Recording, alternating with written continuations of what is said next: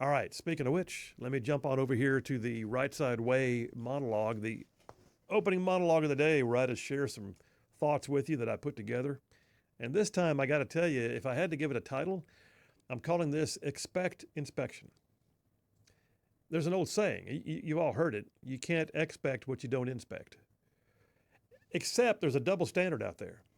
So in case you haven't noticed, there's a double standard. We've seen it time and time again. The little guy takes it on the chin, while the standards appear different if you know the right folks, or work the right angles, or toe the right lines, or sit in the right lofty office.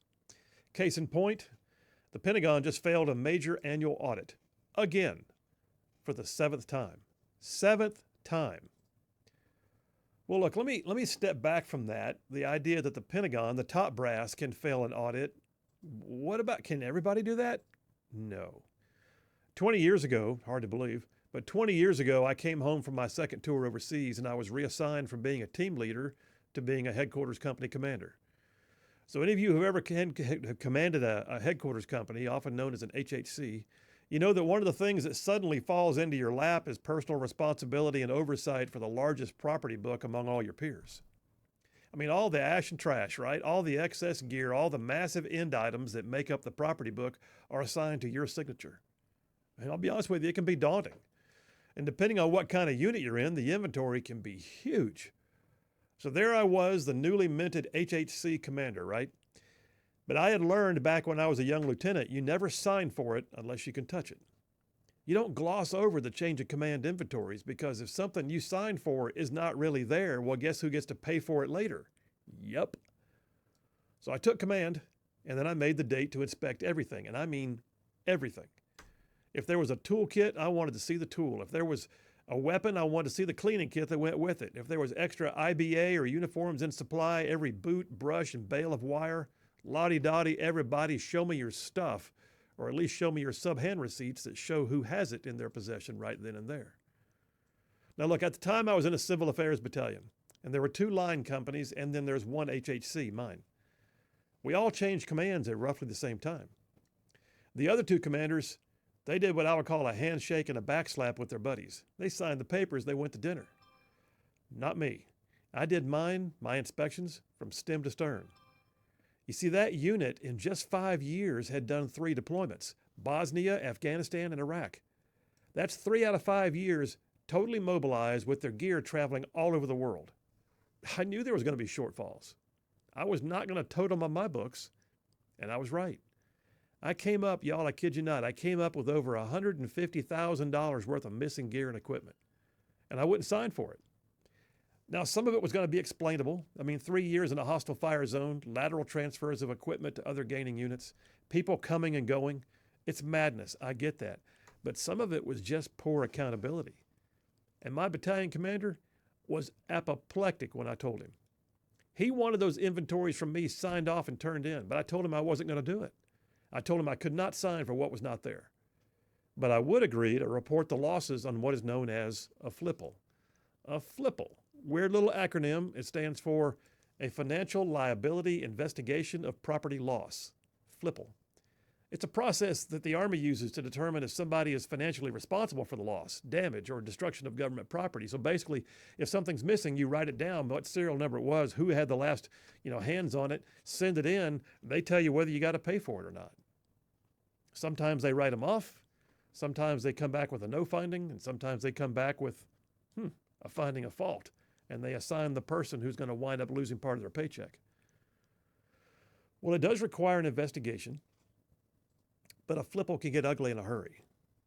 And my commander finally realized I was right, but then he turned to the other 2 commanders when he realized that I was right and I was going to turn in this massive FLIPL, I mean like a massive one.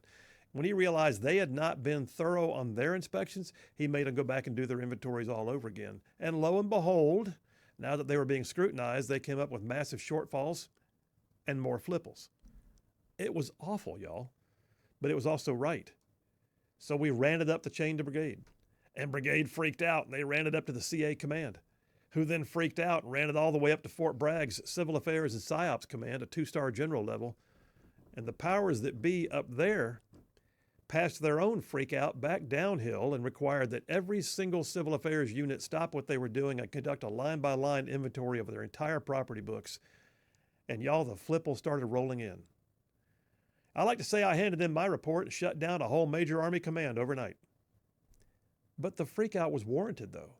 I mean, overall, across USACAPOC, the Civil Affairs Command, millions of dollars of military equipment was missing or unaccounted for. And it was not always about negligence. I mean, some of it was, but some of it was just poor accounting and lackadaisical inventories, I will be honest.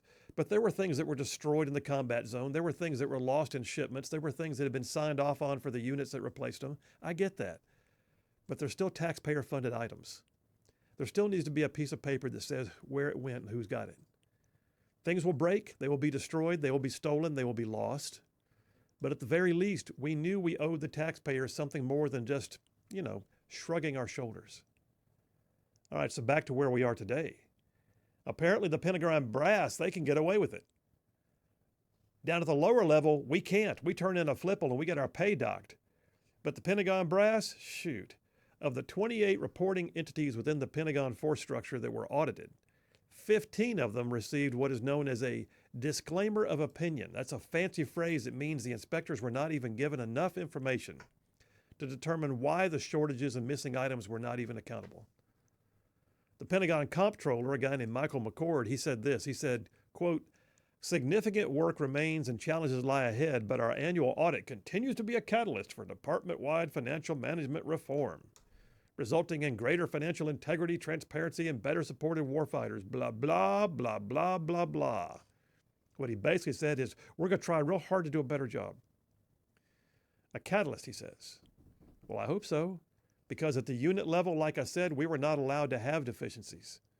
We got our training shut down to locate the smallest of end items.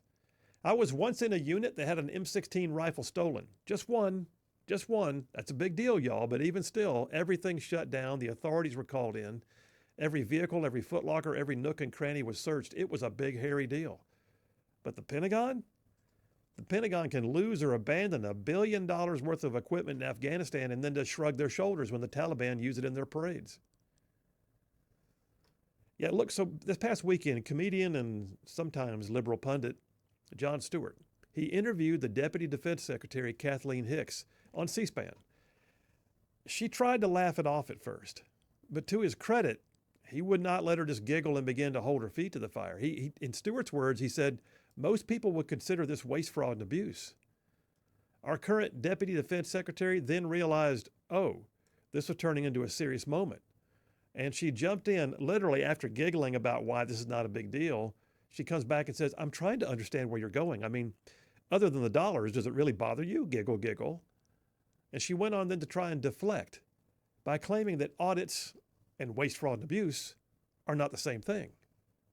Okay. She's going to go with that? Really? She tried to wrap it up with some form of conclusion by claiming that just because we can't put our hands on something or know that something went from here to there, that doesn't mean waste, fraud, and abuse have occurred. All right, let's parse that down a bit, because I don't think that would fly in a court of law. You see, there is the fraud element, waste, fraud, and abuse. There's the fraud element that indicates deliberate action. I get that. But the waste and the abuse, those are legitimate concerns without question. And I'll be honest with you, they're pretty obvious. If you can't find $824 billion worth of stuff, because that's the amount the audit said is missing, if you can't find $824 billion worth of stuff that the taxpayers paid for, then maybe, just maybe, there's a smidge of at least waste and abuse, mixed with occasional fraud. And if you don't like the idea of it being couched as a criminal act, then at the very least, realize that the mere negligence of losing something would get a lowly company commander like I was fired for the same behavior. In a court of law, negligence is also actionable. Look, there's a reason why Elon Musk and Vivek Ramaswamy are being tapped to review government waste, because we have a great deal of waste in our government. We can't continue to fund transgender dance clubs in Bangladesh and pour money into tourism for Egypt and build bridges to nowhere in Alaska. We also can't continue to tell the troops in our great military that their personal accountability of weapons and equipment is so important they could be punished under the Code of Military Justice for failing to properly account for what they signed for, while at the same time allowing the leadership of the DoD to literally giggle on an interview and shrug and try to say that losing billions of dollars in military equipment and supplies is not equal to claims of waste, fraud, and abuse. It just is, all day long. Look, we cannot have a two-tiered layer of accountability where the little guy takes it on the chin while the big guy laughs on C-SPAN and earns a big retirement bonus. Like I said, there's an old saying, you cannot expect what you don't inspect. And the Pentagon better expect to be inspected in the next few years to come. I'm just saying. And they should. And that's a wrap for the Right Side Way.